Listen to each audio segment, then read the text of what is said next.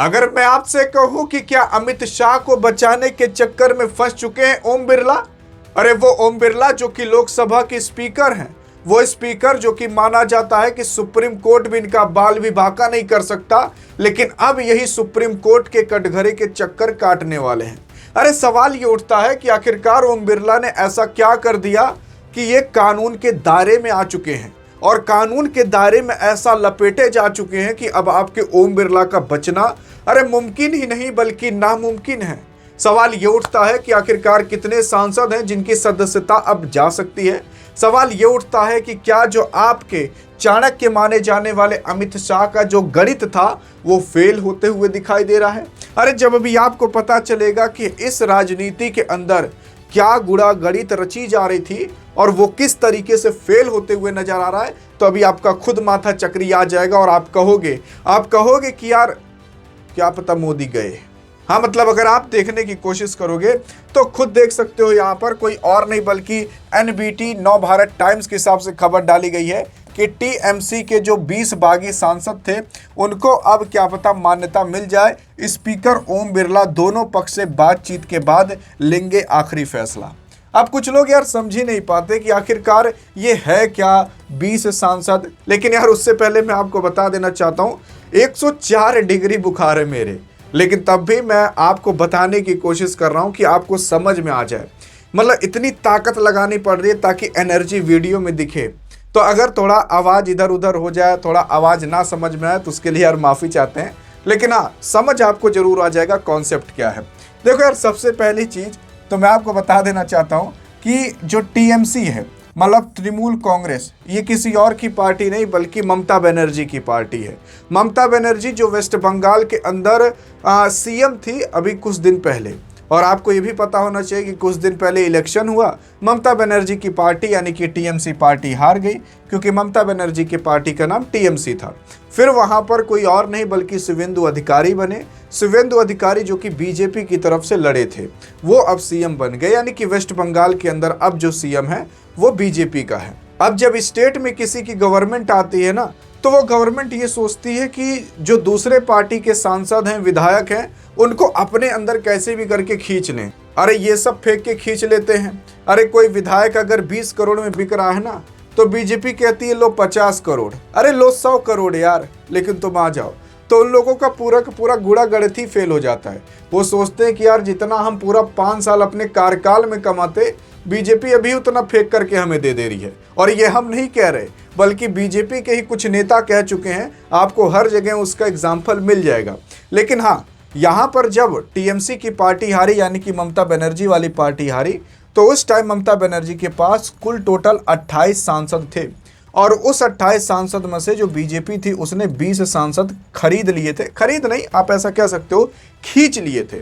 तो ये 20 सांसद जो थे उन्होंने कहा कि हाँ ठीक है, दौड़े दौड़े आए, कहे कि हाँ हम मोदी जी के साथ काम करना चाहते हैं।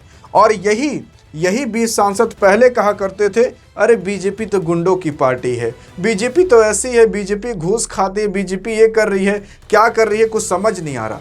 लेकिन आज वही 20 बागी सांसद कह रहे हैं कि हम मोदी जी के साथ मतलब प्रभु मोदी जी के साथ मिलकर के काम करना चाहते हैं। तो यहाँ पर वो 20 बागी सांसद आ गए किसी और के पास नहीं बल्कि बीजेपी के पास। लेकिन ये लोग डायरेक्ट नहीं आए। अब इन लोगों ने एक काम किया, इन लोगों ने कहा कि हम डायरेक्ट बीजेपी में नहीं जाएंगे बल्कि हम एक नई पार्टी बनाएंगे, NCPI। बल्कि ये नई पार्टी नहीं है, असल में ये बहुत छोटी पार्टी है, कोई इसको जानता ही नहीं इस पार्टी का नाम। तो इस NCPI पार्टी के अंदर ना ये लोग आ गए 20 बागी सांसद, और इस NCPI पार्टी के अंदर पहले से कोई भी सांसद उनसद नहीं था, बस ये लोग आ गए। तो इस NCPI पार्टी के पास टोटल 20 सांसद हो गए। अब इस NCPI पार्टी को कोई जानता नहीं था, तो लोगों ने सोचा कि इन लोगों ने एक नया पार्टी बना लिया। लेकिन ये 2-3 साल पहले 2023 में यह पार्टी बनी थी, तो इसी पार्टी के अंदर ये लोग आकर के मर्ज हो गए। और इस NCPI पार्टी से इन लोगों ने कहलवा दिया कि हम बीजेपी की तरफ से मिलकर के काम करने की कोशिश करेंगे, यानी कि आप मान लो कि ये लोग बीजेपी की ही तरफ से रहेंगे। तो आप देखिए कैसा गुड़ा गणित लगा। टीएमसी हारी, उसके पास 28 सांसद थे, 20 सांसद खरीद लिए गए या मतलब खींच लिए गए। वो 20 सांसद एनसीपीआई पार्टी के अंदर चले गए और वो एनसीपीआई पार्टी बीजेपी के साथ मिलकर के काम करेगी। अब आप मूड़ी खजुआओगे और कहोगे कि यार काहे 20 सांसद ले गए। असल में यार नियम कानून और कॉन्स्टिट्यूशन में लिखा गया है कि अगर कोई नेता है जो एक दल से दूसरे दल में जाता है, मतलब एक पार्टी से दूसरे पार्टी में जाता है, तो उसके ऊपर एक ठो कानून लगेगा जिसे कहा जाता है दल बदल कानून। और दल बदल कानून अगर आपके ऊपर लग गया तो आपकी सांसदी या विधायकी जो कुछ भी आपके पास वो जा सकती है, चाहे आप लोकसभा में हो, चाहे राज्यसभा में, चाहे विधानसभा में, चाहे विधान परिषद में, कहीं पर भी आप रहो, आपकी सांसदी विधायकी जा सकती है अगर दल बदल कानून लग गया। लेकिन दल बदल कानून के अंदर एक ठो नियम बनाया गया है कि अगर 2/3 लोग, मतलब मान लेते हैं किसी पार्टी के अंदर 10 विधायक हैं या 10 सांसद हैं, उसका 2/3 मतलब आधे से ज़्यादा आप ऐसा मान सकते हो कि 8 सांसद क्या कहें कि हम दूसरे पार्टी के अंदर जाना चाहते हैं, तो ये माना जाता है कि ये लोग भैया इस पार्टी से मतलब नहीं रखते, इनको काम नहीं समझ में आ रहा, तो आधे से ज़्यादा सांसद दूसरे पार्टी में जाने की कोशिश कर रहे हैं। तो इसी वजह से यहाँ पर 20 सांसद आए, आधे से ज़्यादा आ गए, तो 2/3 सांसद दूसरे पार्टी में आए, तो यहाँ पर दल बदल कानून नहीं लग पाएगा। लेकिन अभी भी ये जो 20 सांसद हैं इनकी सांसें अटकी हुई हैं, कहीं हमारी सांसदी चली ना जाए दल बदल कानून लग करके, क्योंकि हाल फिलहाल यहाँ पर एक तो पेच फंसा हुआ है। 2/3 सांसद भले हैं, लेकिन आप यही सोचिए कि अगर इसमें से एक सांसद भी निकल जाए या 2 सांसद निकल जाएं, तो 2/3 से भैया कम हो जाएंगे ये लोग, और अगर कम हो जाएंगे तो सबकी सांसदी जा सकती है, क्योंकि इन लोगों ने एक पार्टी से दूसरे पार्टी में गए हैं, और अगर 1-2 सांसद निकल जाते हैं तो 2/3 से ये लोग कम हो जाएंगे और सांसदी या विधायकी जो कुछ भी इनके पास है वो सब जा सकती है। और अगर इनकी सांसदी विधायकी चली गई तो ये लोग बीजेपी के साथ मिलकर के काम कर रहे हैं, तो कमवा नहीं कर पाएंगे, और इसी वजह से पूरे लोगों की और अमित शाह की सांसें अटकी हुई हैं। अमित शाह ने तो ये भी कह दिया है कि हम 20 तारीख से 20 अगस्त से 22 अगस्त तक वेस्ट बंगाल में रहेंगे, क्योंकि ये लोग बंगाल के ही सांसद हैं। उसके बाद सुनिए तो सही, अब क्या है कि जो ओम बिरला हैं, जो स्पीकर हैं, उनका काम होता है कि इनको मर्ज कराना दूसरे पार्टी के अंदर। अगर ये साइन कर दिए तो हो जाएंगे, तो स्पीकर के पास बहुत सारी पावरें दी जाती हैं जो लोकसभा का स्पीकर रहता है। तो हाल फिलहाल अभी ओम बिरला ने कहा है कि भैया हम इन लोगों से भी बात करेंगे 20 सांसद से, और ये लोग जिस पार्टी से आए हैं टीएमसी पार्टी से, उनसे भी बात करेंगे। अब यहाँ पर सिंपल सी बात है, टीएमसी पार्टी तो ये नहीं कहेगी ना कि हमारे में से ही निकल के गए हैं, चलिए उनको दूसरे पार्टी में डाल दीजिए, बल्कि वो लोग ये कह रहे हैं टीएमसी वाले कि जो 20 सांसद है ना, इनकी सांसदी छीन लो स्पीकर साहब। लेकिन स्पीकर साहब कुछ बोलने का नाम ही नहीं ले रहे हैं। लेकिन बहरहाल आगे अगर आप देखने की कोशिश करोगे तो यही जो चीज़ है, यही चीज़ जा चुकी है अब सुप्रीम कोर्ट के अंदर। और कौन लेकर के गया है? अभिषेक बनर्जी लेकर के गया है कि ये 20 सांसदों की सांसदी छीनी जाए। क्या सुप्रीम कोर्ट इसमें दखल अंदाजी कर सकता है? यार देखो, असल में अभिषेक बनर्जी जो कि ममता बनर्जी के काफ़ी करीबी हैं, उन्होंने ही ये पूरा का पूरा बयान दिया है कि हम सुप्रीम कोर्ट के अंदर जाएंगे। ये जो 20 बागी सांसद हैं जो एनसीपीआई पार्टी में विलय होने की बात कर रहे हैं, अभिषेक बनर्जी ने सुप्रीम कोर्ट में याचिका दायर की है ये सारी चीज़ों की। लेकिन अब आगे आपके ओम बिरला साहब कैसे फंस जाते हैं? असल में यहाँ पर जो अभिषेक बनर्जी हैं, ये अभिषेक बनर्जी बैठा हुआ है, ये स्पीकर ओम बिरला के पास भी जाता है और कहता है कि इन लोगों की सांसदी छीन ली जाए। कितने तारीख को जाता है? 19 जून को जाता है याचिका दायर करने के लिए। कौन? अभिषेक बनर्जी। अभिषेक बनर्जी का आरोप है कि इसके बाद किसी भी तरह की कोई भी अधिसूचना जारी नहीं की गई है। अभिषेक बनर्जी कहता है कि देखो भैया, हम ओम बिरला के पास गए थे और इनसे हमने बातचीत भी की, लेकिन ये हमारी बात ही नहीं सुन रहे, तो हम इनके भी खिलाफ सुप्रीम कोर्ट में चले जाएंगे। अब क्या स्पीकर के खिलाफ आप सुप्रीम कोर्ट में जा सकते हो? यार देखो, स्पीकर की पावर जानते हो कितनी होती है लोकसभा के अंदर? स्पीकर के ऊपर कोई आता ही नहीं है। मतलब अगर राष्ट्रपति को छोड़ दो तो कोई इसका बाल भी बांका नहीं कर सकता, प्राइम मिनिस्टर भी कुछ नहीं कर सकता जब तक ये बंदा लोकसभा के अंदर है। और मैं आपको बता दूं, जो स्पीकर होता है ना, वो खुद कहीं ना कहीं से सांसद होता है। और ये जो आपके ओम बिरला साहब हैं, ये बीजेपी की तरफ से राजस्थान में सांसद हैं। लेकिन राजस्थान में किस जगह से सांसद हैं, अगर आपने कमेंट में बता दिया तो आपके कमेंट को हार्ट भी दे दिया जाएगा और पिन भी कर दिया जाएगा। देखते हैं कि आप ये बता पाते हो कि आपके ओम बिरला साहब कहाँ से सांसद हैं राजस्थान में से। तो अब कुछ लोगों का ये आरोप रहता था कि यार ओम बिरला बार बार मैं देखता हूँ कि ये बीजेपी की तरफ से ही बोलते हैं। अरे जब भैया ये बीजेपी की तरफ से सांसद है तो किसकी तरफ से बोलेंगे? सिंपल सी बात है। इसी वजह से आप ये मत सोचा करिए कि बीजेपी के खिलाफ कभी कुछ बोल देंगे। बीजेपी वाले चिल्लाएंगे तो चिल्लाने दो, लेकिन अगर कांग्रेस वाले चिल्लाने तो उन्हें शांत करा दो। तो यार सिंपल सी बात है, जब ये बीजेपी की तरफ से सांसद हैं तो बीजेपी को कुछ उल्टा सीधा बोलेंगे? सिंपल सा नहीं बोलेंगे। आज नहीं कल को इनका स्पीकर का पद जा सकता है, लेकिन कल को अगर प्रधानमंत्री मोदी रह गए तो इनका क्या हाल होगा? तो आप यही सारी चीज़ें समझ सकते हो। इस वजह से सबको डर लगता है यार प्राइम मिनिस्टर से, होम मिनिस्टर से। लेकिन आगे देखते हैं क्या है। स्पीकर ओम बिरला से मिले अभिषेक बनर्जी, कहा बागी टीएमसी सांसद पर नहीं हुई कार्रवाई तो का मतलब आप आगे समझ जाओ। तो आपके भी खिलाफ हम सुप्रीम कोर्ट में याचिका दायर कर सकते हैं।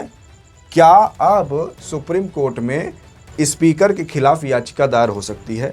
मैं आपको ये बता रहा हूँ, असल में कॉन्स्टिट्यूशन में ये लिखा हुआ है, स्पीकर लोकसभा के अंदर कोई भी डिसीजन लेता है तो सुप्रीम कोर्ट भी उसके अंदर हस्तक्षेप नहीं कर सकता। तो मतलब आप सोच लीजिए कि स्पीकर से तो बड़ा कुछ हुआ ही नहीं। अगर स्पीकर हाँ कर दिए तो हाँ, ना कर दिए तो ना। लेकिन अब यहाँ पर एक ठो कानून बना है, जो कानून ये कहता है कि एक चीज में सुप्रीम कोर्ट हस्तक्षेप कर सकता है, और वो जानते हो क्या है? वो है दल बदल कानून। अब दल बदल कानून में क्या है भैया? असल में अगर दल बदल कानून में आपके स्पीकर साहब कोई निर्णय लेते हैं तो सुप्रीम कोर्ट उस निर्णय में हस्तक्षेप कर सकता है कि आपने निर्णय सही लिया है कि गलत लिया है।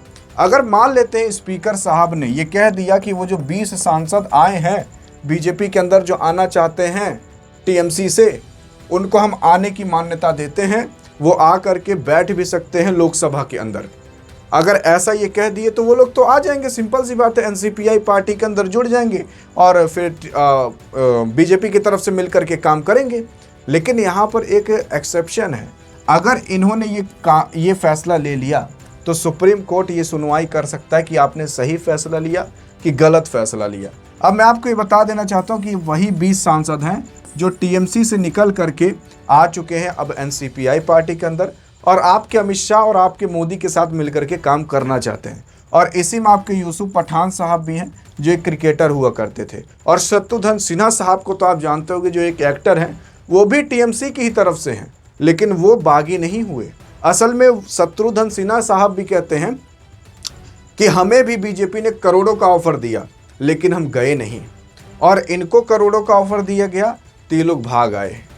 अब आप सोच रहे होंगे क्या सांसद करोड़ रुपए से बिक जाते हैं? अरे भैया 1 करोड़ नहीं दिया जाता, समझ जाइए कितना करोड़ दिया जाता है। और वो सब पैसा कहाँ से आता है? आप ही और हम ही से टैक्स निकाला जाता है। आगे देखोगे तो यार बीजेपी की नई टीम घोषित होते ही अमित शाह क्यों जा रहे हैं बंगाल? 3 दिन के दौरे में क्या होने वाला है बड़ा प्लान। मैंने आपको बताया था ना कि आपके अमित शाह 20 तारीख से 22 अगस्त तक वेस्ट बंगाल के अंदर रहेंगे, और वहां पर जितने सांसद हैं उनके साथ मिले जुलेंगे। और जो 2 4 8 सांसद छूटे हैं, 8 सांसद का मतलब टीएमसी के पास 28 सांसद थे, अभी 20 सांसद भाग चुके हैं वहां से, लेकिन 8 सांसद अभी बचे हुए ना टीएमसी के पास।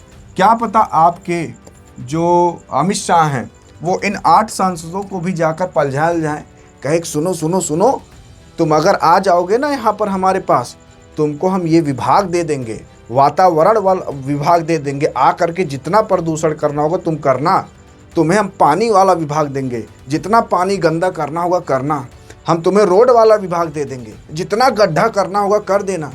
तो क्या पता इस तरीके से इन 8 सांसदों को भी फंसा करके अपने अंदर विलय करा लिया जाए, जैसे इन सांसदों को फंसाया गया है, ये लोग भाग करके आ गए हैं। कुछ को धमकाया गया होगा, कुछ को लालच दी गई होगी। तो आपके शत्रुघ्न सिन्हा को भी लालच दी जा रही थी, उन्होंने कहा कि नहीं भैया हमें पैसे की ज़रूरत नहीं है, हम यहीं पर ही ठीक हैं, धोखा नहीं देंगे ममता बनर्जी को। यहाँ पर 20 सांसद धोखा दे चुके हैं और वो लोग अब बीजेपी की तरफ से काम करेंगे। लेकिन यहाँ पर आपके जो यूसुफ पठान साहब थे ना, उन्होंने कह दिया था कि हम नहीं रहेंगे, हम निकल रहे हैं। और साथ ही साथ इसी में ही 3 ऐसे मुस्लिम सांसद थे जो कह रहे थे कि हम भी निकलना चाहते हैं। यूसुफ पठान भी मुस्लिम ठहरे, तो ये लोग 3 सांसद निकलने की कोशिश कर रहे थे। ये जो 20 सांसद में बागी सांसद भागे हुए सांसद हैं, तो अगर 3 सांसद निकल जाते तो ये जो दल बदल कानून इनके ऊपर लग जाता, क्योंकि 2/3 से फिर ये कम हो जाता, क्योंकि तब ये बचते केवल 17 ठो 20 में से। तो इसी वजह से आपके अमित शाह वहाँ पर जा रहे हैं ताकि 2-4 सांसदों को और खींचा जा सके, ताकि जो 20 हैं वो 22 हो सके, 22 सांसद हो सके, ताकि 1-2 सांसद निकल भी जाएं तो ये जो 2/3 का आंकड़ा है वो इफेक्ट ना हो, तो दल बदल कानून लगेगा भी नहीं। तो इस वजह से आपके अमित शाह जा सकते हैं वेस्ट बंगाल और जाएंगे। लेकिन यहाँ पर मैंने आपको बताया ना कि 3 ऐसे मुस्लिम सांसद थे जो कह रहे थे कि हम निकलेंगे, लेकिन फिर उसके बाद आपके प्रधानमंत्री मोदी जी ने 20 बागी सांसदों को बुलाया और धड़ाधड़ मीटिंग कराना चालू किया।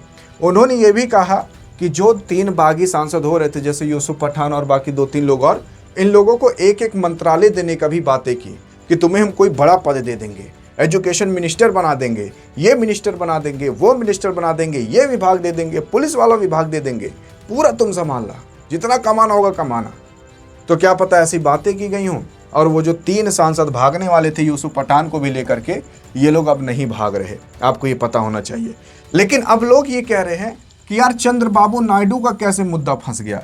देखो, सबसे मेन चीज़ है कि 20 सांसद भाग करके आए हैं कि नहीं 20 सांसद, और अब ये जो 20 सांसद हैं ये बीजेपी की तरफ से मिलकर के काम करेंगे।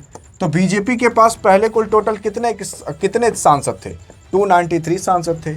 इन 20 सांसद को और जोड़ लो तो कितने हो जाएंगे? 313 सांसद हो जाएंगे। तो अभी तक क्या था ना कि आपके मोदी जी बार बार चंद्रबाबू नायडू के पीछे पड़े रहते थे, क्योंकि चंद्रबाबू नायडू के पास कुल टोटल 16 सांसद थे, और 16 सांसद आपके बीजेपी के ही साथ मिलकर के ये काम करते थे। और बीजेपी ने जो अपना गठबंधन बनाया वो तो सबको पता है कि एनडीए है, और इसी एनडीए के अंदर चंद्रबाबू नायडू जुड़े थे। अगर चंद्रबाबू नायडू निकल जाते तो 16 सांसद निकल जाते, और अगर 16 सांसद निकल जाते तो आप यही 293 सांसद में से 16 सांसद माइनस कर दो। और आपको पता है कि प्रधानमंत्री बनने के लिए 272 सांसद यानी कि 272 ही बहुमत चाहिए रहता है। तो अगर चंद्रबाबू निकल जाते तो 272 तक का आंकड़ा आ जाता और आपकी प्रधानमंत्री मोदी जी की कुर्सी सरक सकती थी। इसी वजह से जो बीजेपी थी वो सोच रही थी कि कैसे करके और सांसदों को इकट्ठा किया जाए, ताकि अगर चंद्रबाबू नायडू एनडीए में से निकल भी जाए तो प्रधानमंत्री जी की कुर्सी सरके ना। और इसी वजह से कैसे भी करके वेस्ट बंगाल के अंदर जीता गया और 20 सांसदों को खींचा गया। अब अगर चंद्रबाबू नायडू निकल भी जाते हैं तब भी आपके बीजेपी के पास इतने सांसद रहेंगे कि प्रधानमंत्री मोदी की कुर्सी सरकेगी नहीं। और अब जब आपके प्रधानमंत्री मोदी ने इन 20 सांसदों को कह दिया है कि आपको हम बड़ा बड़ा पद दे देंगे, तो सिंपल सी बात है कि आपके चंद्रबाबू नायडू भी डिमांड करेंगे कि हमारे भी सांसदों को दो, जो हमारे 16 सांसद आपके पास हैं उनको भी बड़ा बड़ा ऑफर दो, उनको भी बड़ी बड़ी चीज़ें दो। तो आपके प्रधानमंत्री मोदी जी ने ना 18 से 20 हजार करोड़ का चंद्रबाबू नायडू को प्रोजेक्ट दे दिया था एयरपोर्ट का, उसी में एकदम खुश हो गए। लेकिन अब ये भी डिमांड कर रहे हैं कि हमारे मंत्रियों को बड़ा बड़ा मंत्रालय दो, और अगर प्रधानमंत्री बड़ा बड़ा मंत्रालय नहीं दिए तो इसे मूड़ी फात रख के रह जाएंगे, तब ये निकल सकते हैं। और आपको पता होना चाहिए कि आंध्र प्रदेश के चंद्रबाबू नायडू सीएम हैं, और वहाँ पर भी अब प्रोटेस्ट होना चालू हो गया है एजुकेशन मिनिस्टर के ही खिलाफ। और एजुकेशन मिनिस्टर आंध्र प्रदेश के इन्हीं के ही बेटे हैं, और वहाँ पर भी अब कुछ लोग कह रहे हैं कि अमित शाह का इस्तीफा दिलाओ, ये करो वो करो। लेकिन ये तो पता चल गया कि चंद्रबाबू नायडू भी अब धीरे धीरे एंटी बीजेपी हो रहे हैं, क्या पता निकलने की कोशिश कर रहे हो। अब देखो, मैंने आपको सारी बीजेपी की कमियां बता दी। अब ये कमियां मैंने इसलिए बताई ताकि बीजेपी इस कमियों को सुधार ले, और अगर नहीं सुधार पाई जो थोड़ी बहुत कमियां हैं तो प्रधानमंत्री जी की कुर्सी सरक सकती है। और ये मेन चीज़ ये है कि अभी ये जो 20 सांसद हैं टीएमसी से आए हुए भाग करके, अभी ये परमानेंट नहीं हुए हैं। जब तक आपके ओम बिरला स्पीकर साहब पूरा परमानेंट ना कर दें, और जैसे ये परमानेंट कर देंगे तुरंत अभिषेक बनर्जी भाग जाएंगे सुप्रीम कोर्ट, और सुप्रीम कोर्ट स्पीकर साहब के खिलाफ केस कर देंगे, और दल बदल कानून अगर लग गया तो स्पीकर साहब के खिलाफ भी कार्रवाई हो सकती है। मतलब ये मांगा जा सकता है कि हमें आप प्रूफ करके दीजिए आपने ऐसा क्यों किया। उस पर सुनवाई कर सकती है सुप्रीम कोर्ट, और अगर सुप्रीम कोर्ट सुनवाई करती है तो बड़े बड़े लोगों की हालत खराब हो जाती है। तो यहीं पर ही अमित शाह को बचाने के चक्कर में, मोदी को बचाने के चक्कर में आपके ओम बिरला फंसते हुए नजर आ रहे हैं। बहरहाल फंसेंगे तो नहीं, ये लोग कुछ ना कुछ अपनी व्यवस्था कर लेंगे, लेकिन अगर गलती से भी फंस गए, गलती से भी 2-3 सांसद यहाँ 20 सांसदों में से छटक गए, तो फिर बहुत बड़ी दिक्कत हो सकती है। फिर बिरला साहब के लिए भी और अमित शाह के लिए भी, सबके लिए बहुत बड़ी दिक्कत हो सकती है। और इसीलिए अमित शाह इसी 20 तारीख से 22 तारीख तक जाने वाले हैं वेस्ट बंगाल, ताकि कुछ और सांसदों को खींचा जा सके, उनको थोड़ा सा चूरन उरन दे करके। बाकी अब देखते हैं आपकी क्या राय है। आई थिंक आप समझ पाए होंगे, इतने बुखार में आपको मैं समझा पाया हूँगा। अधिक जानकारी चाहिए तो इस वीडियो में मिलते हैं, तब तक लिए जय हिंद जय भारत।